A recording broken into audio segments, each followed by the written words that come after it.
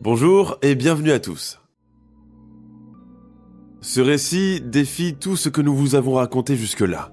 Cette fois-ci, pas de tueur en série qui traque sa proie dans l'ombre, pas de triangle amoureux qui vire au drame. Et pourtant, ce dossier aussi étrange que terrifiant a bel et bien conduit à un meurtre. Un vrai, avec une victime, un couteau et un coupable. Jusque-là, rien d'inhabituel, direz-vous. Mais attendez d'entendre le reste. Nous sommes en 1981, dans une petite ville paisible du Connecticut, aux États-Unis. Arne Cheyenne Johnson, un jeune homme sans histoire, poignarde son propriétaire à plusieurs reprises sous les yeux de plusieurs témoins. Mais, lors de son procès, il va plaider l'impensable. Il dit n'être pas responsable. Selon lui, c'est le diable qui a pris le contrôle, littéralement. Et le plus sidérant encore, c'est qu'une troisième personne va entrer en jeu dans l'affaire. Une personne que tout le monde croirait innocente. Tout aurait commencé des mois plus tôt avec un enfant de 11 ans, David Glatzel. Un garçon sans antécédent qui commence soudainement à voir des choses, des ombres, un vieil homme aux yeux noirs. Des griffures apparaissent sur son corps sans explication. Son comportement devient inquiétant. Et très vite, sa famille appelle à l'aide deux démonologues bien connus, Ed et Lorraine Warren. Aujourd'hui, dans ce nouvel épisode, nous vous racontons une affaire hors norme. L'affaire qui a fait entrer pour la première et unique fois dans l'histoire judiciaire américaine, la possession démoniaque comme ligne de défense devant un tribunal. Une affaire où se croisent foi, peur, manipulation et peut-être mensonge. Attention, certains passages risquent de heurter la sensibilité des auditeurs. Il n'est donc pas recommandé à un jeune public. Il y a des histoires qui dérangent. Des histoires qui nous poursuivent longtemps après qu'elles se sont tues. Des histoires que même les tribunaux hésitent à raconter tellement elles sont glaçantes. Et fort heureusement, nous sommes là pour vous les narrer. 16 février 1981, un lundi comme les autres à Brookfield, dans le Connecticut. Ce jour-là, le ciel est gris, lourd, morbide. Vous savez, un de ces jours d'hiver où le vent glacial semble annoncer quelque chose de terrifiant. Dans cette petite ville d'à peine 17 000 citoyens, rien ne laisse présager le drame qui s'apprête à se jouer. Arne Cheyenne Johnson, 19 ans, se lève tôt ce matin-là. Il vit avec sa compagne, Debbie Glatzel, dans un petit logement situé derrière le chenil où elle travaille. Un quotidien simple, modeste. Mais depuis quelques semaines, quelque chose a changé chez lui. Arne n'est plus tout à fait le même. Il est plus distant, plus silencieux. Parfois, il fixe le vide, passe des heures à tourner en rond.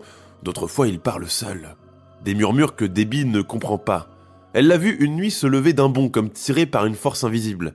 Elle se dit que ce doit être la fatigue, un burn-out peut-être. Elle ne veut pas croire à autre chose. De toute façon, qu'est-ce que ça pourrait être d'autre ?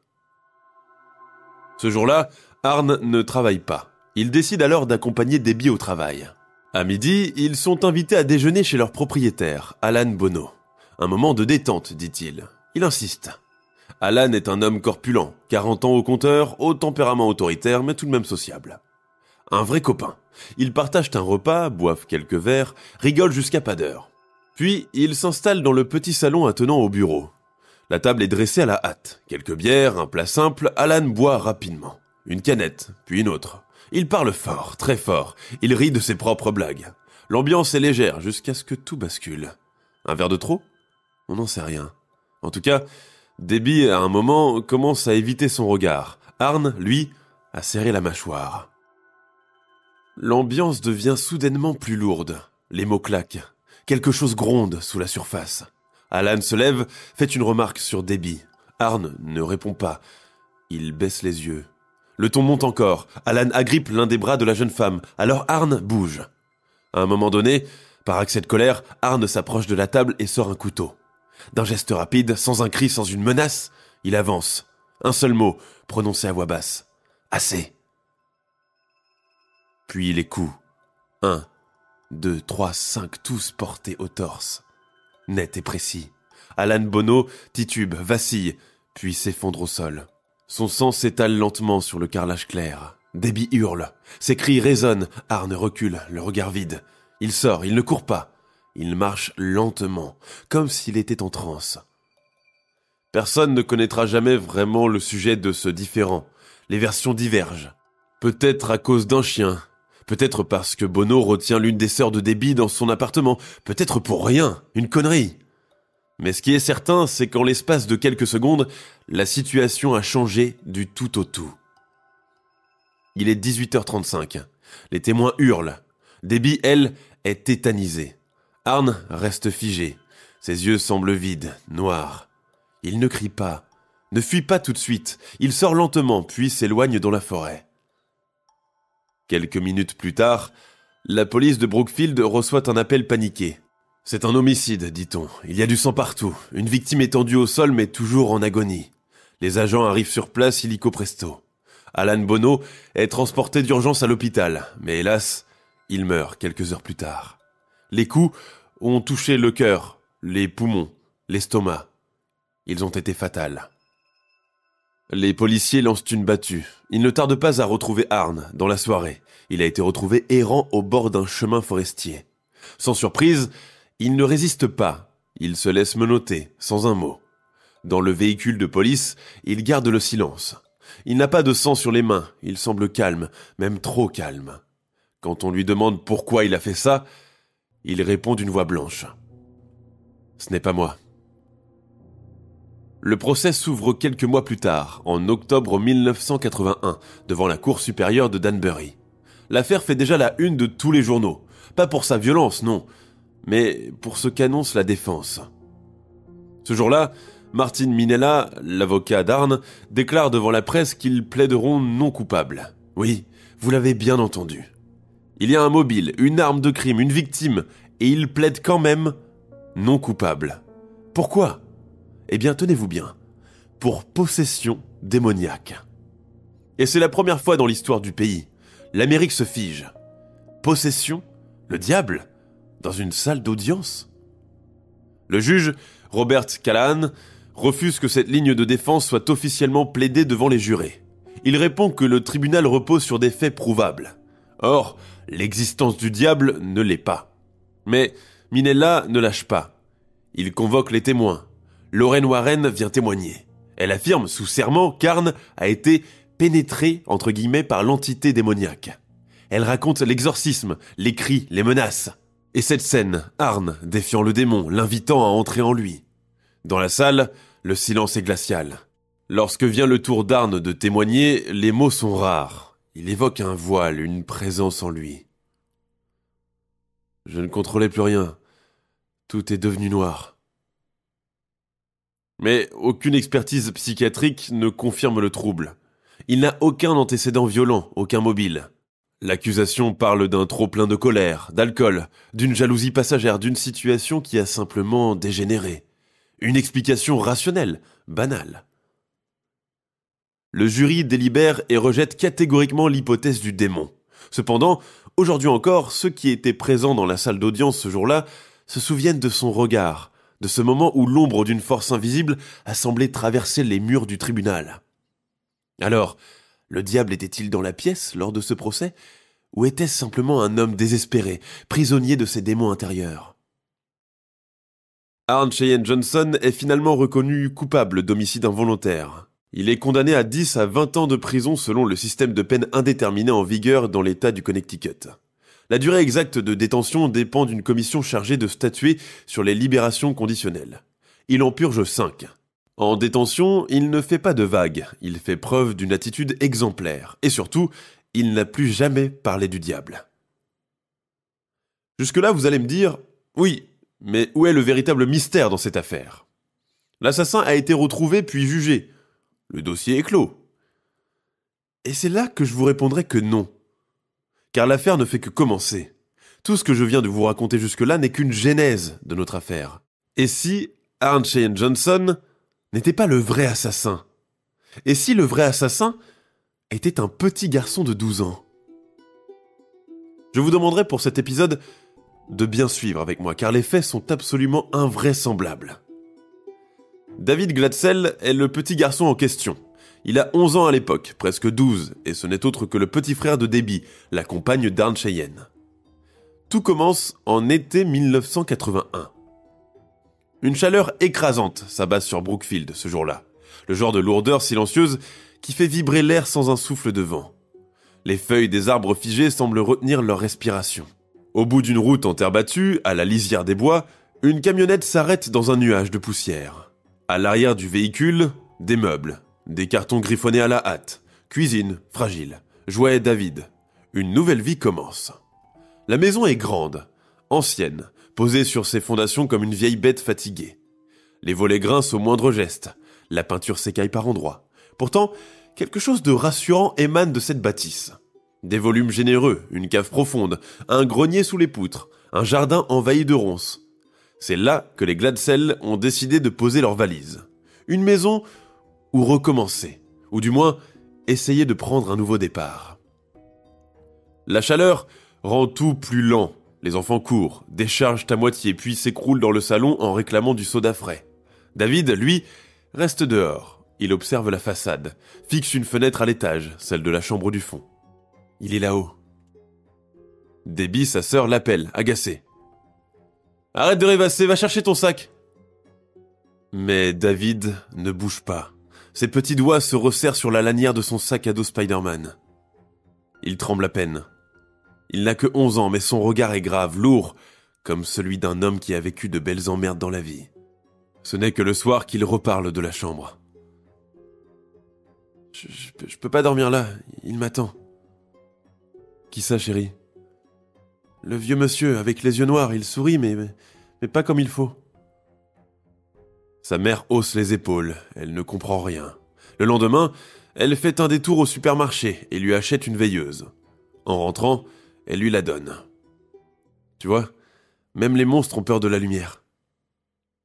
Mais au matin, les draps de David sont trempés de sueur. Il a des marques rouges sur les bras. 3 traits parallèles comme tracés à la hâte. Il n'en parle pas. Il pleure en silence. Les jours suivants, l'ambiance change. Des objets tombent sans raison. Le chien, pourtant d'un calme exemplaire, se met à grogner face au mur de la cuisine. Des murmures résonnent dans les escaliers. Et David ne sourit plus. Un soir, alors que la famille termine de dîner, il se lève sans un mot, renverse sa chaise et se met à hurler comme s'il était brûlé vif. Les autres accourent, tentent de le tenir, mais il se débat et se cogne contre les murs. Ses yeux roulent vers l'arrière, sa voix est rauque comme étrangère. Puis, le calme revient, comme un rideau qui tombe d'un coup. Judy Gladsell, sa mère, appelle un médecin.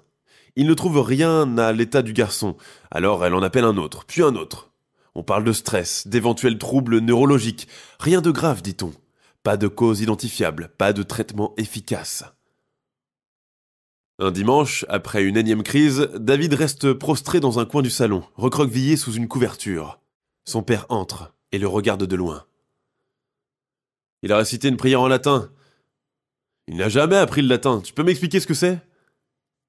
La nuit suivante, alors que le silence règne, un bruit de pas réveille Judy. Elle descend et trouve David assis au pied de l'escalier. Il fixe la porte d'entrée. Il veut entrer maintenant. Il est fâché. Un courant d'air traverse la pièce. La poignée de la porte vibre. Le chien blotti dans un coin gémit. Quelque chose ici ne tourne pas rond.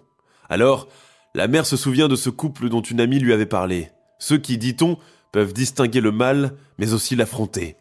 Les fameux Warren. Elle cherche un numéro griffonné sur un ancien post-it dans le fond d'un tiroir et compose le numéro. Elle leur explique la situation. À l'autre bout, une voix douce, posée. « Nous viendrons. Gardez-le près de vous. Et surtout, ne le laissez pas seul dans cette chambre. » Quand elle raccroche, Judy se met à pleurer. Pour la première fois, elle a terriblement peur. Elle qui refusait de voir la vérité en face, celle-ci a vraisemblablement décidé de la rattraper. Au fond, elle le sent. Tout cela ne fait que commencer. Les Warren ne font pas de bruit en arrivant. Pas de grandes déclarations, pas de croix brandie au vent. Rien que le crissement discret des pneus sur le gravier humide. La porte s'ouvre lentement. Sur le seuil, 2 silhouettes. L'une massive, droite comme un soldat. L'autre, fine, presque éthérée, une bible à la main, le regard brillant de conviction. Ce sont Ed et Lorraine Warren. Ils entrent comme on entre dans une église vide, avec respect et prudence. Dans la salle à manger, la famille Glatzel les attend, silencieuse et lessivée. David est là, recroquevillé dans le coin, les yeux mi-clos. On dirait qu'il dort, mais personne n'ose le croire. Lorraine marche doucement et fait le tour de la pièce. Elle frôle les murs du bout des doigts en murmurant une prière à peine audible. Puis, elle s'arrête, les pupilles figées vers le plafond. C'est comme si quelque chose l'appelait. Ce n'est pas humain. Elle regarde Ed. Ce dernier hoche la tête. Ça ne vient pas de lui, ça l'habite. David, jusque-là immobile, lève lentement la tête. Ses yeux s'ouvrent, vides, opaques. Il pousse un cri strident, déchirant, presque métallique.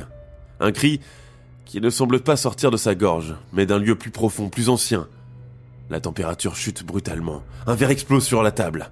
Le chien fuit, la queue basse. Un froid polaire traverse la pièce, comme un souffle venu de nulle part. Ed s'avance. Il pose une main ferme sur le front de l'enfant. « Au nom du Christ, je t'ordonne de sortir. » Mais ce n'est pas David qui répond. Une voix surgit grave et caverneuse, comme tout droit sorti d'un gouffre. « Il est à moi !»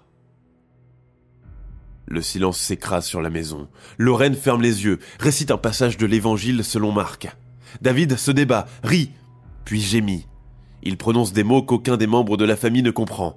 Une langue sèche, gutturale et surtout très ancienne. L'église est alertée. Les Warren enregistrent et notent chaque réaction, chaque date, chaque heure. Ils insistent, ce cas dépasse tout ce qu'ils ont vu jusque-là. À l'époque, on n'autorise que 3 séances d'exorcisme à titre privé, discrètement et loin des regards. À chaque séance, un prêtre, parfois 2, bénit la maison à la hâte. David est attaché à son fauteuil pour sa sécurité, et pour la leur aussi. Une fois, il se tord au sol. Une autre, il parle en latin, puis en grec ancien. Il récite des passages de textes religieux qu'il n'a jamais lus. Il décrit des événements qu'il ne pouvait pas connaître. Une nuit, il évoque le nom d'un prêtre italien mort en 1842. Lorraine vérifie, l'homme a bien existé. Ça vous donne des frissons, n'est-ce pas? Attendez d'entendre la suite. Une autre fois, le corps de David se soulève littéralement. Son dos forme un arc, ses talons décollent du sol. Ed hurle un commandement.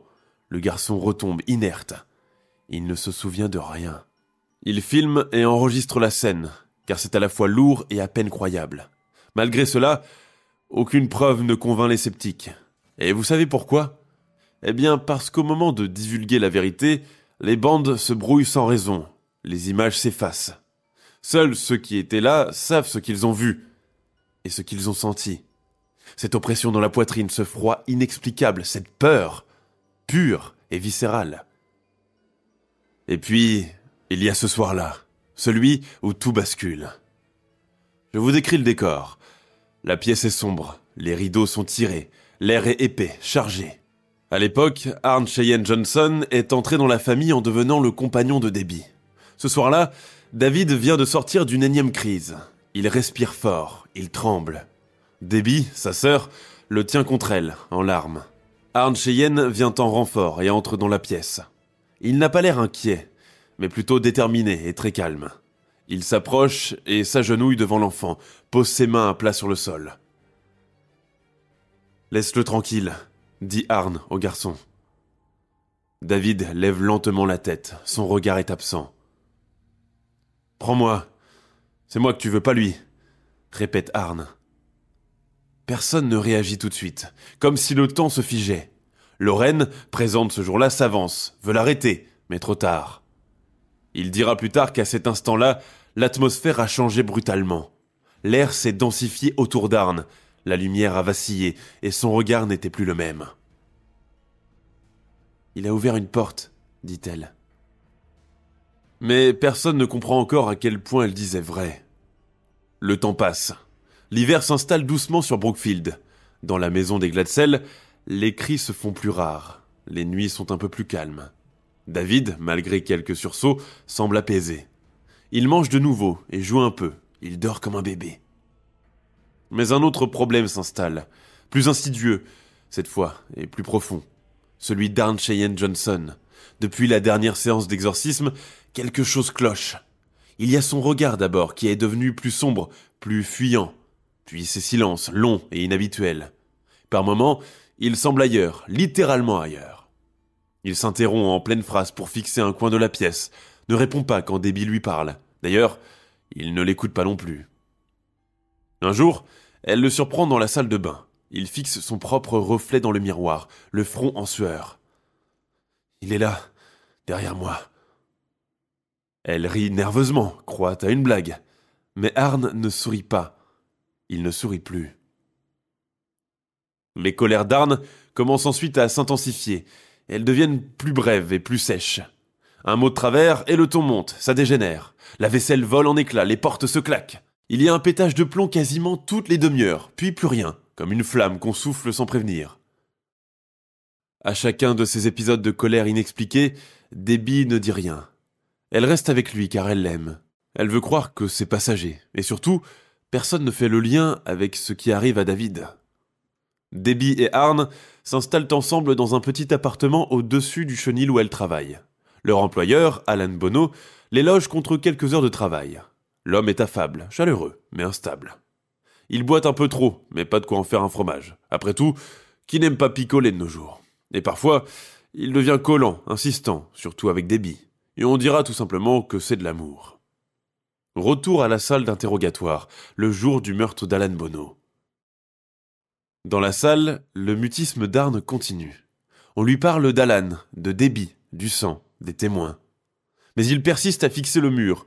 Ses lèvres bougent mais n'en sort qu'un murmure presque inaudible. J'ai vu son visage, avant, dans la glace. Entre-temps, l'autopsie est réalisée sur le corps d'Alan Bono. Le médecin légiste confirme 5 plaies profondes dont 4 ont touché des organes vitaux. Le cœur, les poumons et l'abdomen. Il n'y a aucune trace de lutte, aucun cri de colère, aucun mobile clair. Debbie, en état de choc, répète que rien n'annonçait ce geste, qu'il n'était pas lui-même et qu'il avait changé depuis des semaines. Ces mots interpellent son avocat, Martin Minella. Quelques jours plus tard, il entre dans le commissariat avec une ferme décision. Il a écouté les enregistrements, revu les carnets de Warren, interrogé la famille. Devant les journalistes massés à l'entrée du tribunal, il déclare d'un ton grave que son client plaidera non coupable pour cause de possession démoniaque. Un frisson traverse la foule. C'est une première dans la justice américaine. Jamais on n'a entendu auparavant une telle supercherie. Pour Minella, ce n'est plus simplement une affaire criminelle, mais une affaire d'ombre. Et le diable est officiellement invité à comparaître. Vient le jour du procès. Un procès pas comme les autres. Il s'ouvre à la cour supérieure de Danbury, en octobre 1981. La salle d'audience est bondée, on peut voir les visages crispés. Des micros sont tendus un peu partout. On veut voir, on veut entendre, comprendre. Arne Cheyenne Johnson est là, assis et silencieux. Il ne lève pas les yeux. À ses côtés, Debbie, sa compagne, ne le quitte pas. Brookfield retient son souffle. Les chuchotements se multiplient. La nouvelle court dans les journaux locaux, grimpe les échelons de la presse nationale, puis traverse l'Atlantique. Ce n'est plus une simple affaire de meurtre. Dès le début, l'affaire intrigue. Un jeune homme sans casier, sans antécédent, qui poignarde son propriétaire sans raison apparente, sans explication, et des témoins. Une scène nette, trop nette même. Tout cela interroge, à juste titre. On veut comprendre. Le juge, Robert Callahan, est catégorique dès le départ. Il tape du poing et rappelle les règles du droit. Ce tribunal ne reconnaît pas l'existence du surnaturel comme élément de preuve. Le démon ne sera pas cité ici. La ligne est tracée. Minella comprend que le terrain de la possession est officiellement interdit. Mais il insiste. Il appelle à la barre Ed et Lorraine Warren, qui racontent tout.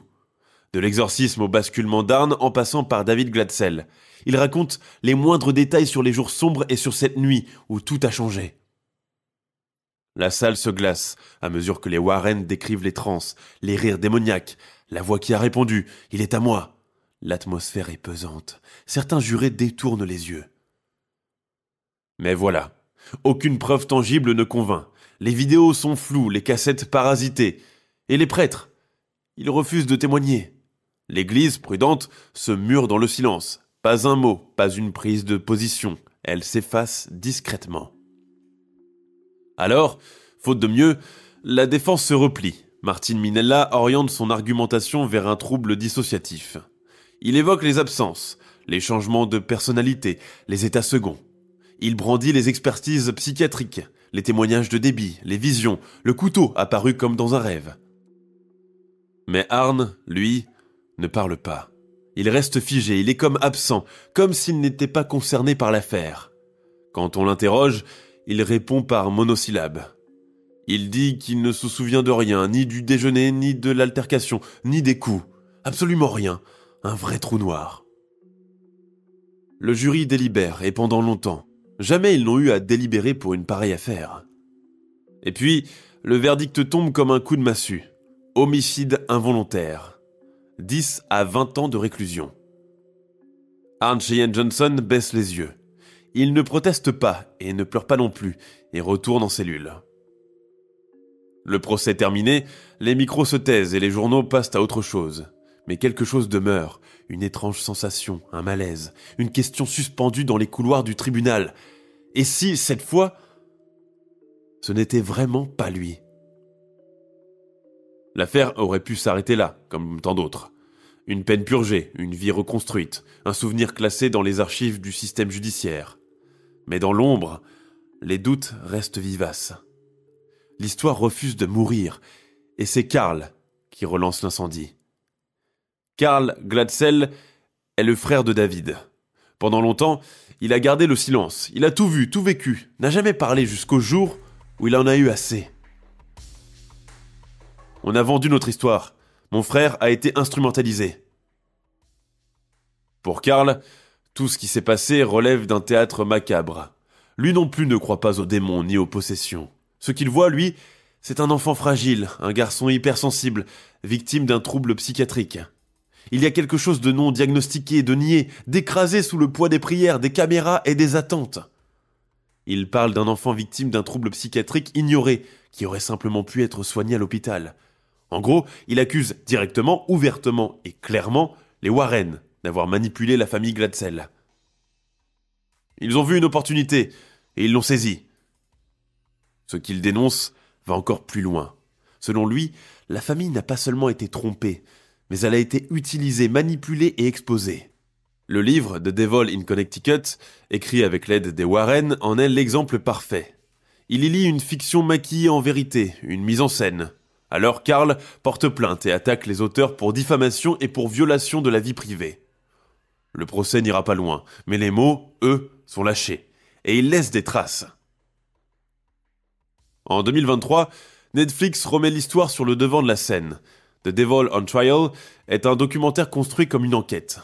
On y voit des témoignages croisés, des images d'archives et des reconstitutions. Le tout baigne dans cette ambiance trouble, où la frontière entre le vrai et le faux devient floue, presque inutile. Certains confirment la possession, d'autres n'y voient qu'un conte noir, nourri de peur et de croyances. David, lui, apparaît à l'écran. Il a grandi, son visage a changé, sa voix aussi, mais ses mots restent les mêmes. Il confirme avoir vu quelque chose, quelqu'un, une force obscure qu'il ne saurait décrire. D'autres membres de la famille valident et soutiennent ses propos. Ils parlent tous des cris, des griffures, des voix dans la nuit et de ce regard vide et terrifiant. Et puis, de l'autre côté, il y a Karl, assis, droit et amer. Il raconte les coulisses, les caméras, les pressions, les nuits d'angoisse. Tout ce à quoi la famille Glatzel, jusqu'alors empêtrée dans l'affaire, n'a pas pu voir. Il accuse toute la galerie, les journalistes, les écrivains, les Warren et même ses propres parents. Si vous voulez connaître les détails, je vous invite à aller voir le documentaire. Ce dernier ne tranche pas. Il juxtapose les faits et les montre. Il laisse le spectateur décider. Un acte de foi ou une affaire de manipulation collective. Et l'Église dans tout ça? Silence radio. Aucune déclaration officielle, aucune reconnaissance. Les prêtres présents lors des exorcismes refusent encore de parler. Certains sont morts et ont emporté le secret dans leur tombe, et d'autres ont disparu. L'institution, elle, reste prudente, d'un silence presque suspect. Peut-être que l'Église sait quelque chose, ou peut-être qu'elle ne veut pas savoir. Alors, qui croire? Le garçon aux cris inhumains, ou l'adolescent qui a tué sans raison? Le frère en colère, ou les démonologues infatigables? Ou personne? L'affaire Glatzel divise encore, entre ceux qui veulent croire et ceux qui refusent d'y penser. Mais au fond, la vraie question n'est peut-être pas ce qu'il s'est passé. La vraie question est, et si cela pouvait arriver, encore ? Parce que imaginez une seconde que la thèse du démon soit vraie. Où serait-il parti alors ? Des années sont passées, le temps a fait son œuvre. Les journaux ont changé de une et les maisons ont été revendues. Et pourtant quelque chose persiste, un malaise, des questions en suspens. Arne Cheyenne Johnson est libre depuis longtemps. Il a purgé sa peine et a passé 5 ans derrière les barreaux. Il n'a pas fait de récidive, pas de scandale, plus aucune manifestation occulte. Rien. Il s'est marié avec Debbie Glatzel, celle qui n'a jamais cessé de croire en lui. Ils ont vécu ensemble jusqu'à ce qu'elle meure, discrètement, loin des projecteurs et surtout d'une mort naturelle. David, lui, vit à l'écart, il refuse les caméras et ne cherche pas à convaincre. Il ne nie rien non plus, mais il vit avec ce passé, ses souvenirs ou ses visions. Parfois, il accepte de faire un témoignage, puis disparaît. Les Warren ne sont plus là. Ed est mort en 2006, Lorraine l'a rejoint en 2019. Leur nom, pourtant, continue de résonner dans les livres, les reportages et les histoires qui filent d'une bouche à une oreille. Et surtout dans les films. La saga Conjuring a fait d'eux des légendes, des héros pour les uns, et des manipulateurs pour les autres. L'affaire Glatzel-Johnson, elle, reste tapie dans les esprits, suspendue entre deux mondes. Pour certains, c'est la preuve irréfutable que le mal existe, qu'il peut prendre possession d'un corps, d'une maison ou d'un nom. Et pour d'autres, c'est un cas d'école, une dérive, un simple dérapage collectif. Un procès où l'on a flirté dangereusement avec l'irrationnel et où la justice a failli céder à la peur. Mais personne, vraiment personne, ne peut dire ce qu'il s'est passé dans cette maison cet hiver-là. Personne. On pourrait croire que ce genre d'histoire n'arrive qu'une fois, mais non. La famille Snedeker, elle aussi, va en faire les frais. Et cette fois, c'est toute la maison qui semble possédée. Nous sommes à Southington, dans le Connecticut, pendant l'été 1986. La famille Snedeker est en plein déménagement. Je vous dresse le décor. La chaleur colle au mur, une moiteur lourde, presque malsaine, règne dans l'air. Carmen Snedeker s'essuie le front, les bras chargés de carton. Autour d'elle, les enfants courent dans les escaliers. Philippe, son aîné, ne dit rien. Il est fatigué, éreinté même par la fatigue. Malgré ça, le déménagement est un soulagement. Depuis des mois, la famille enchaîne les trajets interminables vers l'hôpital de l'université de Connecticut. Philippe, 13 ans, est atteint d'un lymphome de Hodgkin. Chaque séance de traitement est une épreuve et chaque retour un véritable supplice. Alors, quand ils ont trouvé cette grande maison à louer, à quelques kilomètres de l'hôpital, 5 chambres, 2 salles de bain, le prix presque abordable, Carmen a dit oui immédiatement. C'est une chance d'un nouveau départ, une chance de respirer un peu. Sauf qu'elle n'a pas encore vu le sous-sol. Ce jour-là, elle descend les marches en béton. L'air devient plus lourd, l'odeur aussi.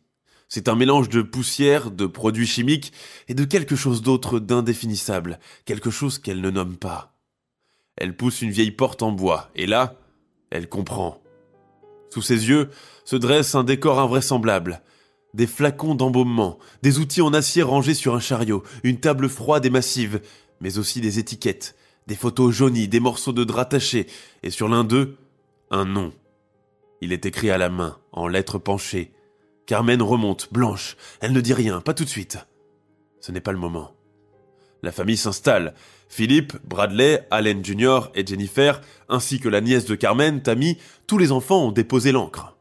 Les enfants choisissent leur chambre. Philippe et son frère Bradley prennent le sous-sol. Pour l'intimité, dit-on. Personne ne parle du mobilier étrange, des murs carrelés, du monte-charge rouillé au fond du couloir. On s'habitue à tout. La première nuit est calme, mais la deuxième, beaucoup moins. Philippe se réveille en sursaut. Il regarde autour de lui. Dans un coin, il distingue une silhouette. C'est un adolescent, cheveux noirs, très longs. Il ne bouge pas, il le fixe. Il murmure son nom, rien de plus. Et Philippe hurle. Les jours passent, et les apparitions se répètent. Le garçon aux cheveux noirs ne vient plus seul. Depuis peu, un homme l'accompagne, plus âgé, en smoking rayé. Il ne parle pas, mais se contente de traverser les murs et de hanter les miroirs. Philippe n'ose plus s'endormir. Il entend des voix, des rires, et parfois même des menaces. Carmen commence à s'inquiéter. Elle croit d'abord aux effets secondaires des traitements, mais les médecins n'y voient rien d'anormal. Puis, le comportement de Philippe change. L'enfant doux devient impulsif et colérique. Il enferme son frère dans un vieux coffre en métal. Il le laisse là, sans réagir. Et il le fait tourner dans un brancard rouillé, jusqu'à ce que Bradley en pleure. Le pire, c'est qu'il nie. Il dit ne se souvenir de rien.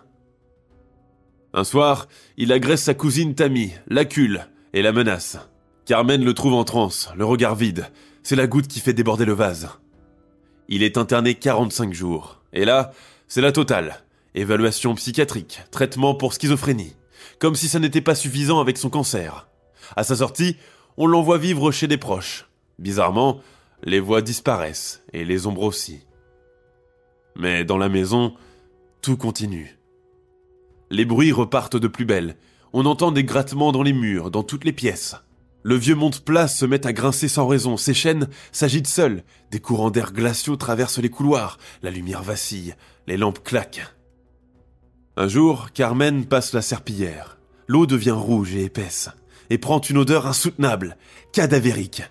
Elle recule en tremblant. Elle pense à une hallucination. Mais Tammy, elle aussi, voit la même chose. Et sent également l'odeur de chair en décomposition. Un matin, la vaisselle se range seule. Les couverts claquent dans les tiroirs. Le rideau de douche se soulève brusquement et vient s'enrouler autour du visage de Carmen. Celle-ci étouffe et suffoque. Et se sort de cette situation grâce à Tammy qui intervient, heureusement, juste à temps. Les nuits deviennent des champs de bataille, entre les draps arrachés, les portes qui claquent. Carmen qui reçoit une gifle invisible, comme si une force s'acharnait sur elle. Sans parler d'Allen, son mari, qui parle de mains qui le caressent pendant son sommeil. Chez les Snedeker, personne ne dort plus, personne ne vit plus. Et c'est là qu'on va les revoir, vous savez, nos héros. En désespoir de cause, Allen et Carmen contactent Ed et Lorraine Warren. Le couple de démonologues arrive dès le lendemain, accompagné d'un prêtre. Même processus, il bénit la maison et récite des prières. Mais cela ne calme rien. Lorraine descend au sous-sol. Elle ressort tremblante. Ce lieu a été profané. Ed fouille les archives. Il découvre que la maison, construite dans les années 20, était autrefois le funérarium Allahan. Un employé soupçonné de nécrophilie aurait utilisé les corps pour des rituels occultes. Certains parlent de messes noires, de pentacles dessinés sous les cercueils et de profanation. L'affaire remonte jusqu'à l'évêché. Un deuxième prêtre est envoyé, puis un troisième. Bref, une ribambelle de prêtres qui finalement disent tous la même chose. Un jour, lors de la messe, Ed Warren est pris de violents vertiges. Il s'effondre. Il ressent une douleur au bras gauche et croit à un malaise. C'est un début d'infarctus. Mais lui, il en est certain. Quelque chose m'a frappé. Ce n'était pas humain. 6 septembre 1988. Un exorcisme complet est pratiqué. 3 heures de prière, de chants, d'eau bénite et de cris. Au plus fort du rituel, un craquement se fait entendre dehors. Un arbre centenaire, jusque-là sain et solide, se brise net. Il s'écrase dans la cour, sans vent, sans tempête. Lorraine lève les yeux vers le ciel. Ils sont partis. Le calme revient lentement dans la maison. Mais dehors, la tempête médiatique commence. Des histoires comme celle-là, qu'elles soient vraies ou inventées de toutes pièces par les propriétaires, attirent toujours les vautours, les assoiffés de faits divers. Les Snedeker racontent leur histoire et régalent les médias. Les journaux s'en emparent et un livre est même publié. Et puis, vient, suite logique, un film, The Haunting in Connecticut, paru en 2009. Les caméras aussi s'invitent, avec les critiques également, et c'est le chaos.